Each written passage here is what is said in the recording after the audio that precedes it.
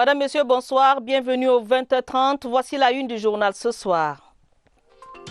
Double scrutin du 9 février prochain. C'est dans une semaine que la campagne électorale démarre sur l'ensemble du territoire national et ce sera samedi prochain. À une semaine du début des hostilités, le 20h30 fait le point des préparatifs. Quant au Total Cameroun 2021, on n'en finit pas de savourer la bonne nouvelle de l'attribution de l'organisation de la prochaine édition de la compétition continentale au Cameroun. Nous irons capter des réactions de Camerounais dans ce journal. Et puis la fin heureuse d'une histoire rocambolesque d'enlèvement d'enfants à Ebolova dans le sud. Deux écoliers d'une même famille enlevés par des hommes sans foi ni loi, retrouvés sains et saufs de justesse à la frontière avec la Guinée équatoriale. C'est le grand angle de ce samedi. Voilà pour les titres du journal. Madame, Monsieur, merci de nous recevoir chez vous. La campagne électorale pour le double scrutin municipal et législatif au Cameroun s'ouvre samedi prochain. 2 semaines de grande propagande, 2 semaines pour convaincre les électeurs qui, eux, auront la possibilité de confronter les différentes offres. D'ores et déjà, des indicateurs pertinents permettent d'affirmer que la préparation matérielle du double scrutin avance à grands pas. Pendant ce temps, au tribunal administratif, certains recours introduits par des partis politiques sont en cours d'instruction. L'audience publique ordinaire des pourvois et des appels entamés le 15 janvier dernier a été suspendue pour reprendre mardi prochain. On fait le point des recours avec Nicole Doudou. La chambre administrative de la Cour suprême du Cameroun statue comme juridiction d'appel. Voilà pourquoi sur les 109 affaires inscrites au rôle, tous les dossiers de pourvoi ont été rejetés. La décision frappe le SDF, l'UPC, le PES, le RDPC, l'UNDP, le PCRN et le PDC dans certaines communes pour les municipales du 9 février prochain. Parmi les décisions rendues, le PDC passe à Elik Fomo dans le centre. Le RDPC recevable à la commune de Diban dans l'Union Ekele au détriment du PCRN. La première journée d'audience s'est soldée pour nous par le rejet de tous nos recours. Nous avons introduit des pourvois. Les listes UNDP retenues dans certaines communes dans la région du Nord. La Cour suprême, à travers sa chambre administrative, a revalidé notre liste qui va désormais compétir à la fois à Garoua 2 et à Pitoa. Le CDP tire son épingle du jeu à Akwaya dans le sud-ouest. Le SDF ne rentre pas bredouille. Je m'en réjouis, j'aimerais féliciter tous les militants du parti qui ont toujours cru au bon sens de notre démarche. J'aimerais féliciter nos avocats. Très attendu, le verdict sur l'affaire SDF, RDPC et les Yaoundé 6. Il faut prouver que, effectivement, lorsque le SDF déposait ses dossiers à Elections Cameroun, ceux-ci ne comportaient pas de certificats de cautionnement. Le président de la Chambre administrative de la Cour suprême du Cameroun, Daniel Doumbé Eteki, renvoie l'audience à ce mardi 21 janvier 2020.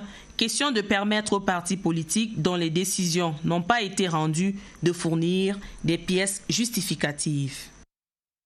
Et je vous le disais à l'instant, des indicateurs pertinents permettent d'affirmer que la préparation matérielle du double scrutin municipal et législatif avance à grands pas. On va voir tout cela avec notre reporter Séverin Alégambélé. Elections Cameroun n'affronte pas seul les élections municipales et législatives. L'organe en charge de la gestion, de la supervision des opérations électorales et référendaires s'appuie sur un cadre juridique et institutionnel existant. Il s'agit des textes votés au Parlement, parmi lesquels le Code électoral. Il s'agit également d'un ensemble d'institutions qui interagissent en permanence. On cite par exemple le Conseil constitutionnel qui gère le contentieux pré- et post-électoral, des juridictions administratives qui connaissent des réclamations relatives aux élections municipales, du ministère de la Communication, du Conseil national de la communication ou du ministère de l'administration territoriale. Selon le décret du 23 janvier 2019, le ministère de l'administration territoriale est responsable de l'élaboration de la mise en œuvre de la politique du gouvernement en matière d'administration du territoire, de la protection civile et des questions. Et pour cela, les gouverneurs de région ont eu raison, pendant la conférence tenue en début de semaine, de se pencher sur la collaboration avec l'ECAM pendant le double scrutin. L'ECAM est là dans l'organisation. Nous sommes en train de prendre les dispositions sécuritaires pour s'assurer que, soit avant, pendant ou après les élections, que les populations puissent sortir massivement, surtout ceux qui doivent voter, participer dans ces votes et rentrer. L'encadrement sécuritaire suppose évidemment l'implication des forces de défense et de sécurité dans le processus électoral. Et à l'évaluation de ce qui se fait jusque-là, il y a des indications que la préparation matérielle du scrutin avance graduellement. Vous savez que les élections se terminent après les résultats. Donc nous restons vigilants, confiants certes, mais nous restons vigilants. Les élections auront bel et bien lieu et sans difficulté. Nous sommes en avance du temps. Tout le matériel sera acheminé dans les antennes communales et dans les bureaux de vote au jour J. Dans une approche globale, l'ECAM a de solides raisons pour compter sur l'appui des partis politiques, des organisations de la société civile et des médias. Le SDF est en ordre de bataille dans la région du Centre au sein du bureau régional du Parti de la Balance. Les réunions préparatoires s'enchaînent, des stratégies de contrôle de vote sont élaborées. Il est question pour le SDF de mettre toutes les chances de son côté pour s'assurer une place honorable au terme du double scrutin du 9 février prochain. Voici le reportage de Richard Atangana Obama de CRTV Centre. Au bureau régional du SDF dans le centre, tout paraît calme. Silence, on cogite. Emmanuel Tonga, le responsable régional du Parti de la Balance, s'apprête pour les prochaines réunions préparatoires en prélude au lancement de la campagne électorale. Le SDF est un parti qui est habitué aux élections, mais cette élection si spéciale, nous la préparons spécialement. Le SDF qui sera en compétition pour les législatives dans l'Ofundi et pour les municipales dans les circonscriptions de Makenene et Yaoundé 1er. En attendant, le verdict du tribunal pour les cas de Yaoundé 5 et 6. Pour cette campagne, tous les partenaires politiques seront mis à contribution. Nous aurons même des réunions avec certains partis d'opposition tels que le PCNN et d'autres partenaires pour que nous puissions mettre en place un système de surveillance de nos bureaux de vote. Dans la région du Centre, le SDF se prépare à convaincre dès le 25 janvier prochain les populations du Centre à voter ces listes. La stratégie est en marche. Clôture hier à Yaoundé de l'atelier de renforcement des capacités et de sensibilisation des médias par la prévention des conflits électoraux et la lutte contre les discours de haine en période électorale, organisé par la communauté économique des États de l'Afrique centrale à la demande d'Elecam. Les participants rentrent satisfaits d'avoir amélioré leurs connaissances en matière de couverture électorale. Pierre Binambarga. Les participants, les hommes et femmes des médias, sont unanimes. Il a fallu organiser cet atelier pour mieux affûter les armes professionnelles. Ils maîtrisent désormais leurs droits et leurs devoirs en matière de couverture des élections. Je suis très contente de savoir que moi, en tant que journaliste, lorsque je vais dans un bureau de vote, on doit me donner la possibilité d'entrer, de travailler, parce que je suis là pour pouvoir relater les informations, pour pouvoir récolter les informations et les transmettre à la population. Les discours de haine sont proscrits afin d'éviter les conflits. Nous partons avec un discours de paix concernant les différents acteurs du processus électoral que sont les hommes politiques, les chargés de la communication et tout le personnel Elecam. Le secrétaire général de la communauté économique des États de l'Afrique centrale, l'ambassadeur Aman Alami, est présent à la cérémonie de clôture. En général, les périodes préélectorales, électorales et post-électorales sont des périodes qui sont perturbées par du fait qu'il y a parfois des malentendus, des problèmes. C'est pour éviter que de l'huile soit versée sur le feu. Et l'ECAM exprime sa satisfaction pour le travail bien fait. Nous rentrons avec un sentiment de satisfaction. Il a aussi permis de faire la revue des fondamentaux d'une organisation électorale. Il revient donc aux journalistes et à tous les acteurs du processus électoral de mettre en exergue la norme, l'éthique, la déontologie pour un double scrutin apaisé le 9 février prochain. Rien de grand ne peut se construire sans la paix, c'est la conviction de l'ASIC. L'Association culturelle islamique du Cameroun a organisé une grande prière pour la paix et pour le bon déroulement des élections municipales et législatives à venir. C'était ce samedi au complexe islamique de Tinga à Yaoundé. Sadou Mamoudou y était, voici son reportage.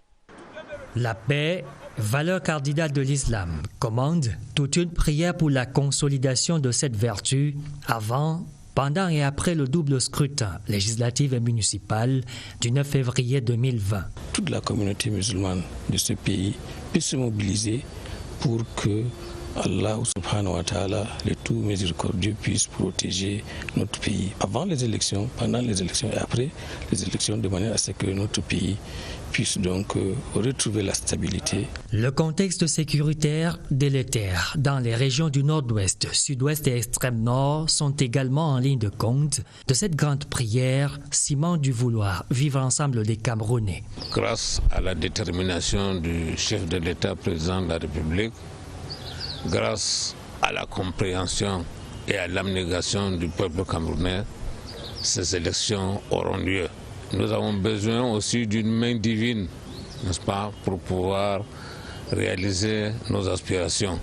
La communauté musulmane, via l'Association culturelle islamique du Cameroun, réaffirme ici son attachement aux idéaux de paix, de concorde et de cohésion nationale. Elle invite tous les citoyens de bonne foi à exercer leurs droits civiques, le vote le 9 février prochain. Nous reparlerons des élections vers la fin de ce journal. La confirmation par la CAF de la tenue effective de la prochaine CAN au Cameroun continue de susciter beaucoup d'engouement. Allons à Douala, dans la région du littoral, où nos reporters ont saisi l'occasion de l'installation des membres des différentes commissions par le gouverneur pour capter quelques réactions. Voici des réactions compilées par Monique Félicité Chouin de CRTV Littoral. Impatients de connaître la décision finale de la CAF, les Camerounais de Douala ont été heureux d'accueillir la confirmation de la tenue de la Coupe d'Afrique des Nations dans leur pays et surtout dans la capitale économique. Personnellement, très bien accueilli. Je suivais en direct. Vous pouvez vous imaginer quelle joie. De la bouche la plus autorisée, on était vraiment très contents pour ces nouvelles. Après 72, voilà une deuxième occasion offerte au Cameroun pour montrer que nous sommes ce peuple de football. Certains n'ont pas été surpris par l'attribution définitive de la CAN 2021 au Cameroun. J'avais aucun doute que c'est nous qui organisions cette coupe. Maintenant, place au travail, à la préparation de ces événements qui vont être une très grande fête du sport et de la jeunesse à l'échelle continentale.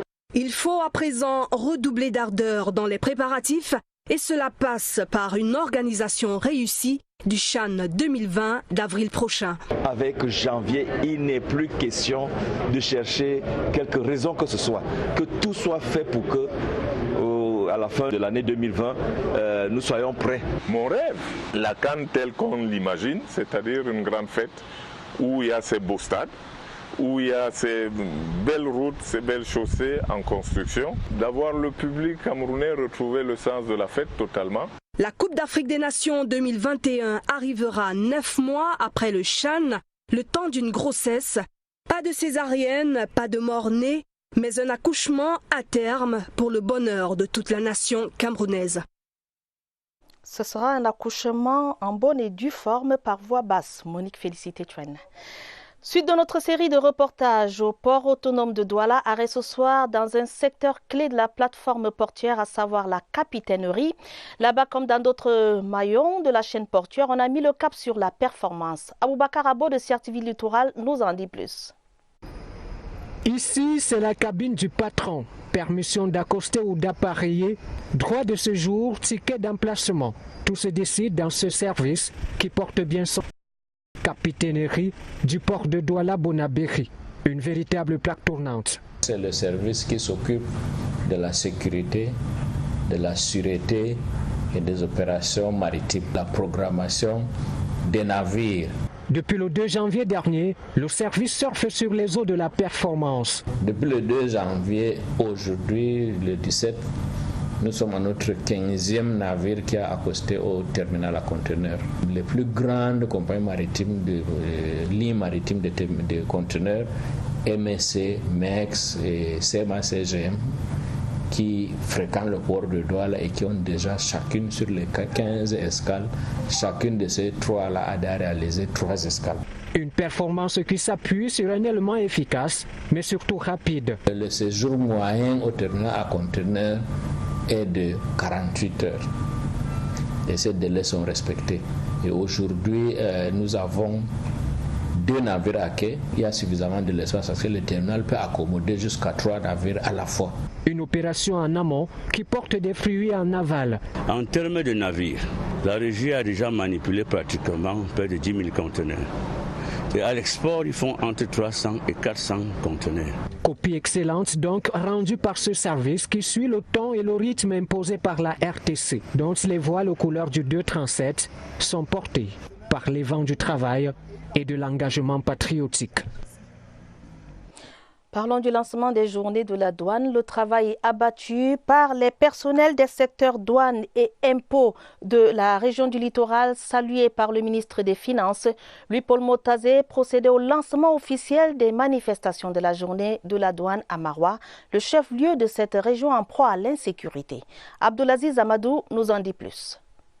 Les chiffres sont bons. En dépit de l'insécurité, la circonscription financière de l'extrême nord a réalisé des performances satisfaisantes en 2019. Au cours de cette rencontre, le ministre des Finances a particulièrement félicité le personnel en service au Centre régional des impôts, dont les résultats sont allés au-delà des prévisions. Ce qui est une très bonne chose, parce que ça nous renforce dans le programme que nous avons avec le Fonds monétaire international qui nous amène à atteindre certaines cibles en matière de recettes. Ceux qui ont été en deçà des prévisions, notamment à la douane, à cause de l'insécurité, là également, ils ont tous besoin d'être encouragés.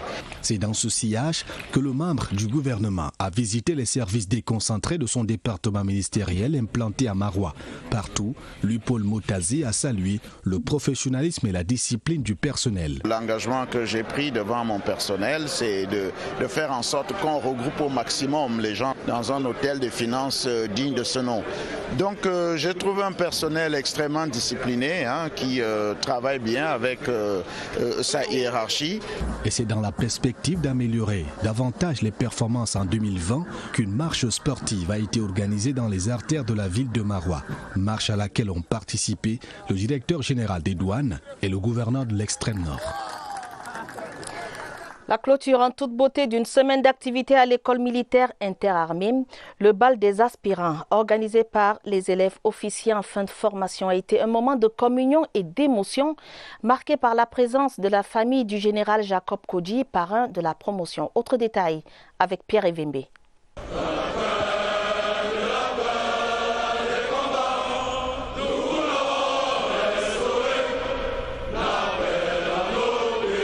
On les appelle les Kodji, du nom du général de division Jacob Kodji, parrain de leur promotion, la 37e, de l'école militaire interarmée. Ils ont ressuscité une vieille tradition restée dans les oubliettes il y a une trentaine d'années, le bal des aspirants, couronnement d'une semaine d'activités diverses dans leur institution. Ces jeunes gens ont marqué d'une pierre blanche leur formation et comme ces belles fleurs-là, que tout le monde voit, nous ne pouvons que formuler le vœu que ces belles fleurs deviennent des beaux fruits. Et pour bien faire les choses, l'encadrement a invité la famille du valeureux officier général décédé les armes à la main il y a près de 3 ans. La joie nous est grande de savoir que le président de la République et la nation tout entière a récompensé son dur labeur en donnant son nom à une promotion de l'ENA. Aller au champ de bataille, servir, toujours servir et rien que servir avec la bénédiction de Dieu. La 37e promotion de l'ENA, nous voulons faire vivre la patrie. Les aspirants, c'est leur nom pour l'instant, n'attendent plus que le triomphe pour donner du contenu opératif et tactique à leur riche formation.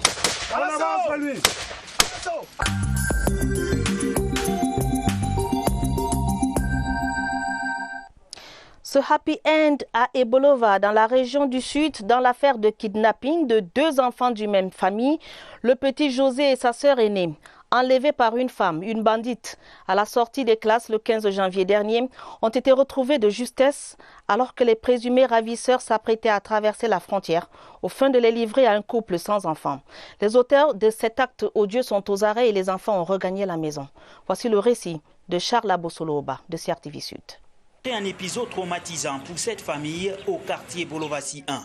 Le petit José Camille, âgé de 5 ans, peut de nouveau embrasser son frère jumeau, tout sourire. Kidnappés à la sortie des classes par une femme avec sa grande sœur Paul Esther, âgée de 10 ans, les deux enfants ont été retrouvés in extremis. J'ai donc constaté que mon frère a oublié son ardoise à l'école. On est parti, on n'a pas recouvert. Elle demande que est-ce que vous avez recouvert l'ardoise? Elle dit non, on n'a pas recouvert l'ardoise. Elle dit qu'on va partir me gronder, on va le taper. Elle dit que venez donc on va acheter l'ardoise. Elle va partir acheter l'ardoise, elle nous a acheté quelque chose pour manger. Enlevée ici à la sortie de l'école publique groupe 2, la présumée kidnappeuse, une certaine Rosette, va droguer les deux écoliers avant de les conduire en Wamessakoy à la sortie sud de la ville. Elle les passe à une autre dame qui devait à son tour les livrer à un couple sans enfants en Guinée équatoriale. Coup de chance, dans la localité de Diop, les victimes sont repérées dans un véhicule de transport en commun par leur cousine. Ma fille s'était déjà rendue à la gendarmerie et à la police judiciaire. C'était aux environs de 19h30 que Aïcha de Diop, qui est la cousine de ses enfants, qui a aperçu les enfants dans la voiture, qui appelle donc ma fille pour lui dire « Tantine d'Assaev, voilà les enfants que je vois en train d'aller sur la route d'Ambam ». En état d'alerte, les éléments de la gendarmerie nationale mettent fin à la course des présumés ravisseurs à Meyo Centre, à 45 km des Boulevards. Ça n'a pas fait 2 heures de temps. On nous a appelés pour dire que les enfants sont au niveau de Meyo Centre, mais que je me déplace plutôt jeudi pour aller plutôt à Ambam pour récupérer les enfants. Les auteurs de cet acte odieux sont aux arrêts. Les enquêtes se poursuivent alors que les enfants ont retrouvé la joie des cours de récréation. Et c'est tant mieux. Alors que le drame du lycée classique d'Uncolbison reste vivace dans les esprits, reparlons ce soir de violence dans les établissements scolaires et de consommation des stupéfiants, un film pour sensibiliser. La projection du court-métrage baptisé Au-delà des consciences a eu lieu dans un établissement de la ville des Bolova dans le sud. C'était en présence de nombreux élèves et enseignants. Les précisions de Georges Ndi de CRTV Sud. D'abord, une minute de silence en mémoire de cet enseignant assassiné au lycée d'Uncolbison à Yaoundé par son élève. Puis, l'association Cinéma du Sud a projeté son dernier court-métrage intitulé Au-delà des consciences. En 44 minutes, la réalisatrice présente les couloirs du trafic du tramadol, du cannabis, du chanvre indien qui bondent actuellement nos établissements scolaires. Patricia Ada donne aussi des astuces aux enseignants pour repérer plus vite dans la mêlée l'élève consommateur. Nous voulons faire autant de sensibilisation pour que nos petits frères, nos fils puissent laisser ce chemin de drogue et revenir à la raison. Sur le plan de la conscientisation, bien plus de temps avec la majorité des jeunes qui sont en âge scolarisé. La société civile est consciente de ce mal. Des dérives comportementales désastreuses pour ces jeunes adeptes des sensations fortes, d'où la nécessité d'une prise de conscience. J'ai retenu que les mauvaises compagnies en milieu scolaire ne sont pas bien. Les gens qui consomment les stupéfiants, les gros, qui nous amènent parfois à faire les choses qu'on n'avait pas envie de faire. Quand ces acteurs du 7e art font le tour des salles des classes pour sensibiliser, cela démontre la nécessité de l'implication de tous pour barrer la route à cette toxicomanie galopante qui tue les jeunes à petit feu. Et nous restons dans les établissements scolaires où plus que par le passé, l'heure est au rappel des règles de discipline et de respect des valeurs qui guident la vie sociale. La ministre des Enseignements secondaires s'est rendue dans la région de l'Ouest. Nalova Lyonga Pauline Egbe a réitéré à la communauté éducative de la MIFI la place cruciale de l'éducation dans la vie des jeunes et le caractère sacré de l'éducateur. Jean Armstrong Djou de CRTV Ouest nous en dit plus. Arrivé vendredi à mi-journée, le professeur Pauline Nalova Lyonga, ministre des Enseignements secondaires, qu'accompagnait le secrétaire d'État en charge de l'enseignement normal, Boniface Bayaoula, a consacré l'après-midi à la visite des établissements scolaires du département de la MIFI. Premier arrêt, le lycée bilingue de Ngouaché. Le choix de l'étape ne s'est pas fait au hasard. L'établissement de formation est situé dans un quartier qui avait été secoué en septembre de l'année dernière par un éboulement de terrain qui avait fait plusieurs victimes. C'est un lycée qui connaît aussi le phénomène d'effectifs pléthoriques. Plusieurs déplacés fuyant les exactions au nord-ouest et au sud-ouest ont été accueillis ici. Avec les élèves, le ministre a eu des échanges, dont une question sur l'assassinat d'un professeur au lycée classique d'un Colbison. Le professeur Pauline Nalova Lyonga, tout en conseillant les élèves sur des attitudes qu'ils doivent adopter dans le milieu scolaire, leur a dit que les enquêtes étaient en cours. Elles devront établir les responsabilités. D'autres établissements scolaires ont été visités. Le ministre en a profité pour tenir des séances de travail avec ses collaborateurs. La visite du centre de ressources pour les apprenants avec les déficients visuels et l'entretien avec les pensionnaires a été la dernière étape du séjour du ministre des Enseignements secondaires à Bafoussam.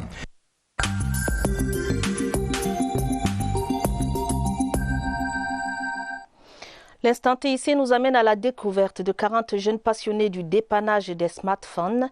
Ils viennent des 10 régions du Cameroun. Le ministre des Postes et Télécommunications et ses partenaires viennent de les inscrire à une formation de 25 jours à SUP-TIC et à Yaoundé, avec en bonus un kit de maintenance indispensable dans leurs activités. L'instant ici est raconté par Daniel Menanga. De petites mains qui assemblent câble par câble les fibres du développement de l'économie numérique au Cameroun. Le micro est désormais fonctionnel. Le client peut prendre son téléphone étant très satisfait. Sans avoir reçu quelques formations, le dépannage de smartphones les passionne. À des moments, le taxi ne se garde pas, le téléphone tombe, mais c'est le conducteur qui se garde. Pour le changer, on est obligé de bouler avec le fer et le briquet ici en bas. Mais avec monsieur, il nous a montré 2 températures. Ils sont en activité dans les 10 régions du Cameroun. Et dans la capitale, on les appelle Apacheurs, à l'avenue Kennedy. J'ai fait 2 années à l'université de Tchang en mathématiques et informatique. Je me suis donc jeté dans l'apprentissage des réparations et des déblocages de téléphone il y a de cela quelques années. Et cela m'a permis de m'installer et d'exercer dans ce domaine. Ces appareils, nous pouvons détecter facilement les pannes. L'État et les partenaires indiens les sortent progressivement du noir. Petit flirt à l'École nationale supérieure des télécommunications et des technologies de l'information et de la communication. Je suis déjà très satisfaite parce que je vois votre enthousiasme, votre joie. Nous connaissions vos besoins et on a dit qu'on va expérimenter. C'est le début d'une riche aventure dans l'univers des androïdes et du numérique globalement. Des organisations de la société civile se mettent ensemble pour lutter contre les injustices sociales dans la région du Nord-Ouest. Un mémorandum de protection des couches sociales vulnérables a été signé à Bamenda entre 2 ONG engagées dans la défense et l'accompagnement des personnes victimes d'abus divers. Les précisions de Valentin Kouadeux de CRTV Nord-Ouest. À la suite d'une série de conflits observés dans le Nord-Ouest, de ce qu'ils appellent injustice sociale, certains acteurs de la société civile ont trouvé bon de se mettre ensemble. C'est à travers la signature d'un mémorandum signé ce jour à Bamenda, d'une part l'ONG Advocates of Justice for Victims and Poor, en abrégé AJOVIP. L'objectif de cette convention est d'aider les pauvres. Parce qu'on a constaté que les riches veulent être riches au détriment des pauvres. Ça veut dire que maintenant qu'on a déjà signé cette convention, il faut faire attention. Si vous êtes riche et vous voulez prendre ce qui est pour les pauvres. D'autre part, des Ethic Committee, dont l'apport consiste dans l'encadrement juridique des victimes. Toute personne victime d'un sabotage économique doit nous tenir informés. Une fois informés, nous allons prendre des mesures pour restituer ses droits. À travers ce mémorandum, les 2 parties signataires entendent contribuer au développement de la région. Les dons du couple présidentiel aux déplacés internes des régions du Nord-Ouest et du Sud-Ouest parviennent chaque jour aux bénéficiaires. Ils sont sortis nombreux, ceux de Mbongué dans le Sud-Ouest, pour recevoir du matériel de santé, de couchage et autres produits de première nécessité. Les détails avec Cathy Nandjou de CRTV Sud-Ouest. Ces dons du couple présidentiel distribués aux déplacés internes de l'arrondissement de Bonguer sont constitués entre autres du matériel de couchage, des denrées alimentaires et autres produits de première nécessité. Le sous-préfet Otto William, qui de la cérémonie, a invité les populations à faire bon usage de ces dons et à œuvrer pour le développement de cette localité. Sont sortis en grand nombre pour recevoir ce présent de son Excellence Biya, président de la République du Cameroun et madame. Nous espérons que les efforts consentis donneront des fruits. La population locale a tout d'abord exprimé sa gratitude à l'endroit de son bienfaiteur avant de prendre l'engagement de barrer la voie à toute action qui pourrait perturber la stabilité de cette zone. L'administration locale est d'ores et déjà à pied d'œuvre pour la réussite du double scrutin du 9 février prochain.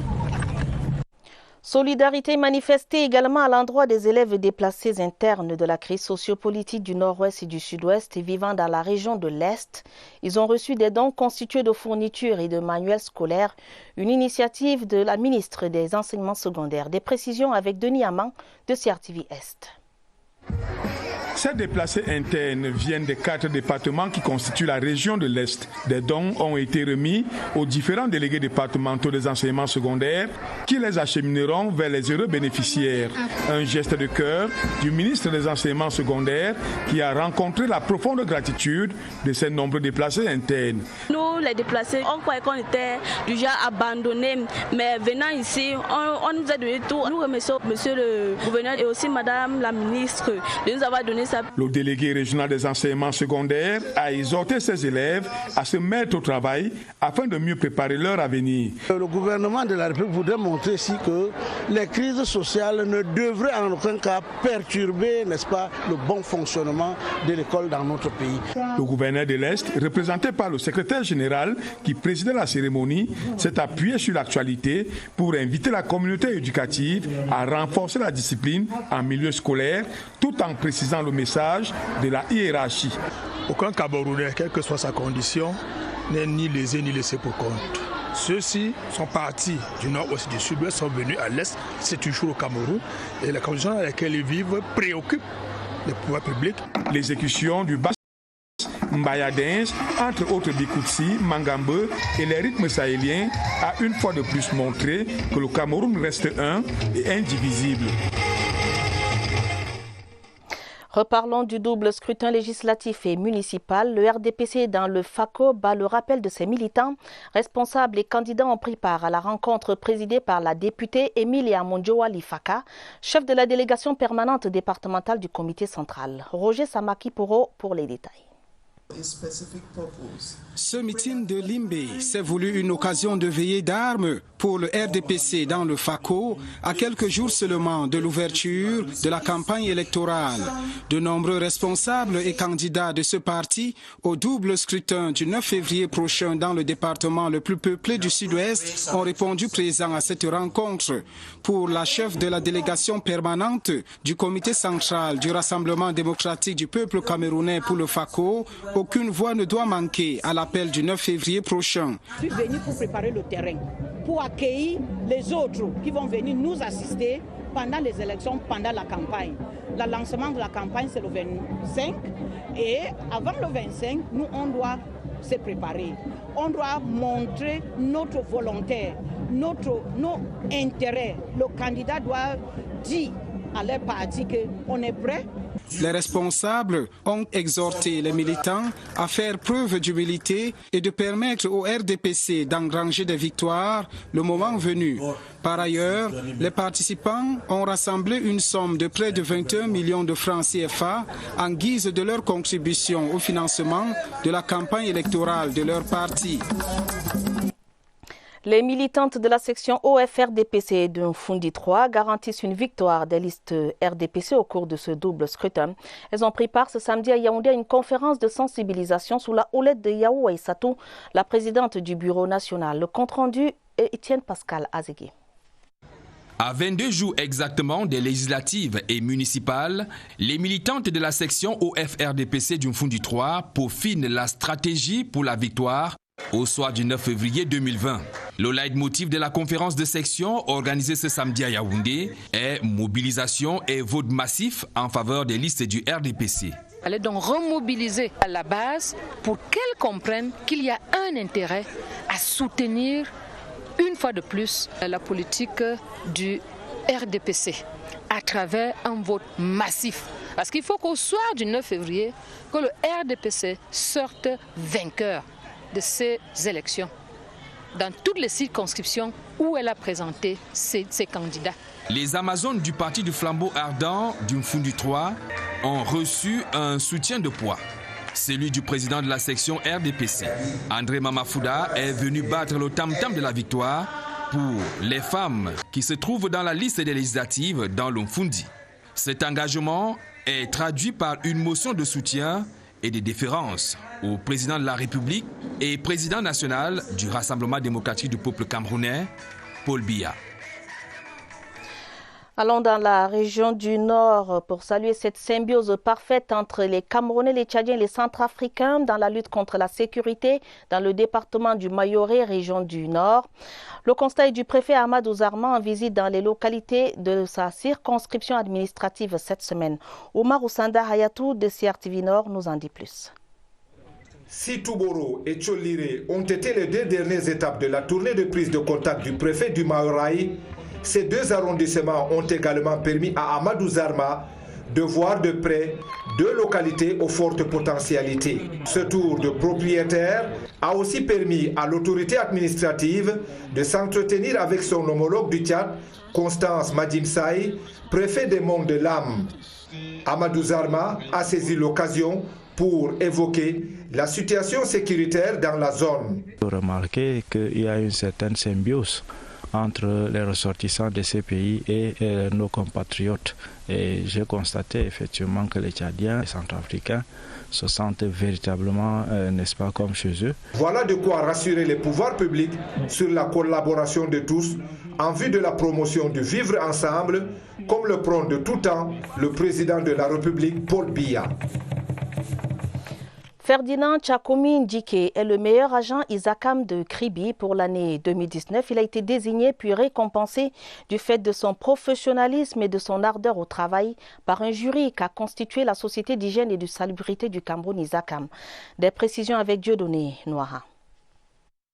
Monsieur Tchakoumi. En 2019, Ferdinand Tchakoumi Ndjike, agent de propreté à ISACAM Kribi depuis 2016, a été excellent et exemplaire. Lors de la proclamation des résultats du meilleur agent, c'est ce jeune homme d'une trentaine d'années qui a récolté la palme d'or. Je ne m'attendais pas, mais c'est avec beaucoup de travail, beaucoup de persévérance. Je dis à mes collègues de prendre toujours mon exemple, d'être toujours à l'heure, d'être toujours discipliné. C'est un agent qui s'est déterminé par la force du travail, par la discipline. Il a respecté tous les critères que prévoit, n'est-ce pas, le choix d'un meilleur employé. Un événement célébré chaque année à ISACAM qui justifie tout. L'abnégation au travail, le professionnalisme. Conséquence immédiate, la cité balnéaire Kribi est propre et éclatante grâce à ISACAM Kribi. Le top management accorde une place de choix à la valorisation des meilleurs agents. La tradition est respectée depuis 13 ans que l'agence a été créée. Faire donc de la propriété son principal cheval de bataille. Offrir un bien-être jamais égalé en permettant aux touristes et populations riveraines de se mouvoir facilement. ISACAM Kribi contribue incontestablement au renforcement du vivre ensemble dans cette belle cité portuaire. Et pour les autorités de la ville, mention honorable. Il n'est plus une démonstration aujourd'hui que Kribi est l'une des villes les plus propres ou aisées quand on circule. Le travail est appréciable et remarquable. ISACAM est déjà à féliciter et nous voudrions que le travail continue. 3 meilleurs employés à ISACAM Kribi en 2019, au milieu de 104 agents, Ferdinand Tchakoumi Ndjike, suivi de Romuald Distin Gafi et Alain Honoré Boudjila, qui seront bel et bien récompensés par le top management d'ISACAM.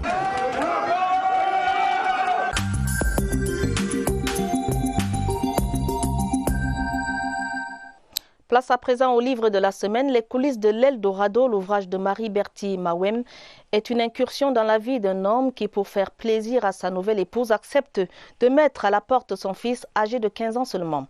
La note de lecture est signée Stéphane Zebomon. Voici un ouvrage qui plonge le lecteur dans les méandres d'une famille peu ordinaire.